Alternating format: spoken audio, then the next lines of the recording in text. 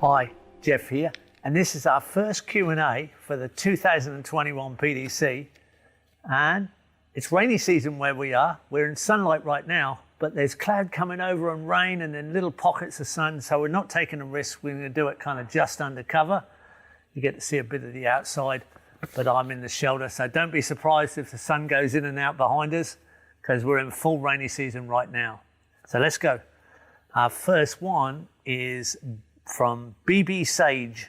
Something I think about quite a bit as a student is how will I learn to communicate all things permaculture to both more established practitioners and potential large clients, while reading about or discussing different methods like regenerative agriculture and syntropic agriculture and holistic management and the like. I find myself not really able to understand how to assess how each of these is similar or different than permaculture.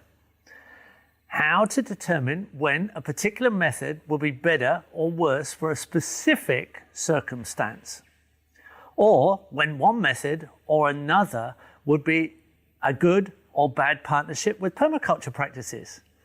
Do you have any suggestions of how I can begin to unravel my thinking on this? Well, I sure do, BB. You've mentioned a few things, and there are loads more, that are just coat hangers in the wardrobe of permaculture. Permaculture is a holistic design science, and it specializes in connectivity between disciplines. So you've mentioned a few disciplines here, and they all relate to land use. A lot of birds here, so you're going to get a few birds as well. I should have mentioned that. So regenerative agriculture, syntropic agriculture, holistic management. They're all land use systems. And they're generalized terms as well, but they're all about the land. They don't design your toilet. They don't design your house. They don't design your urban economy. They don't design your waste systems. They might just mostly specialize in holistic management, being mostly on the animal rangeland side of things. And syntropic agriculture is real food foresting without much pattern, just straight lines north-south, because it was developed in the tropics, and most people don't realize that gets a bit funny when you're outside the tropics. So if you're going to specialize in taking the harmonic patterns of landscape out of food forests, you can have a food forest and it's all straight lines and half footpaths and half production. You'll get a lot more production, but a less harmonic effect. But it's a food forest. It's a kind of commercialized food forest, that's all. And regenerative agriculture is a general term for farming in a way that repairs the soil and adds more carbon to the soil. And it repairs the landscape. But it's a general term about agricultural land use.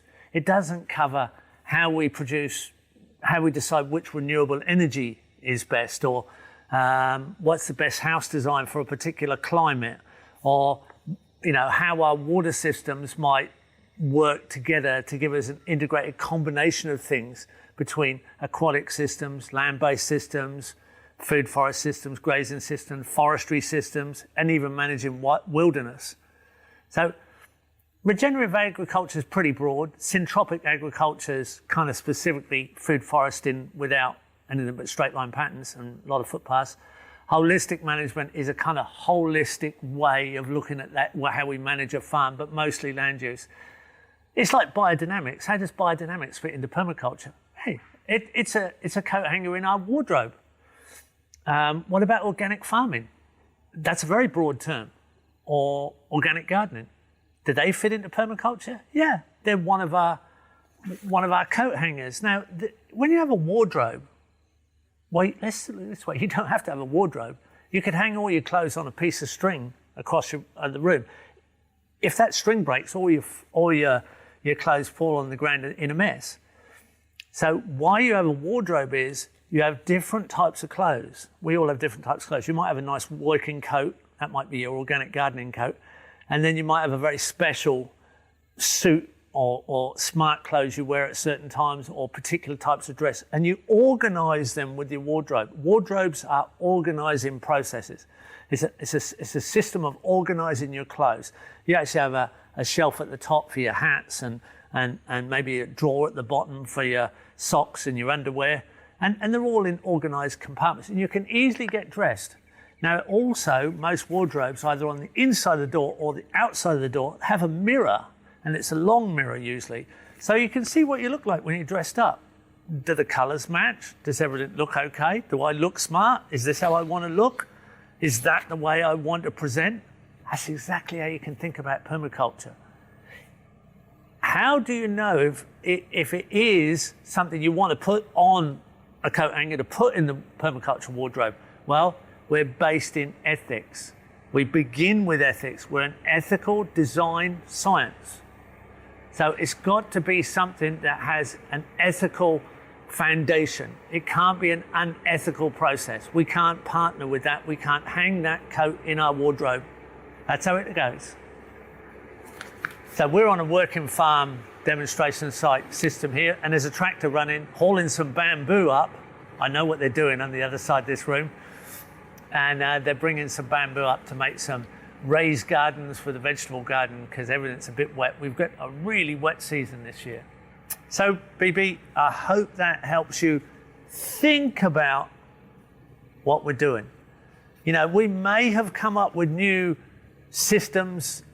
There's a few, not many, since the manual has been written, that fit in, and therefore we've got a new item of clothes on a coat hanger in our wardrobe. But we don't really design coat hangers. Coat hangers, ethical coat hangers are all out there. We design the wardrobe that hangs it all together in a usable form. You could also think about it like a toolbox.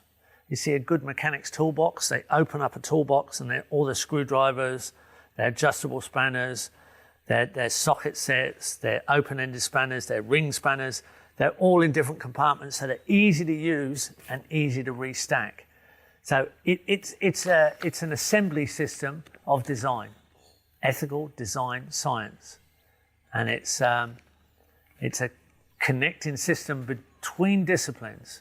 So it specializes in connectivity. And if you want to connect these things into permaculture, no problem at all.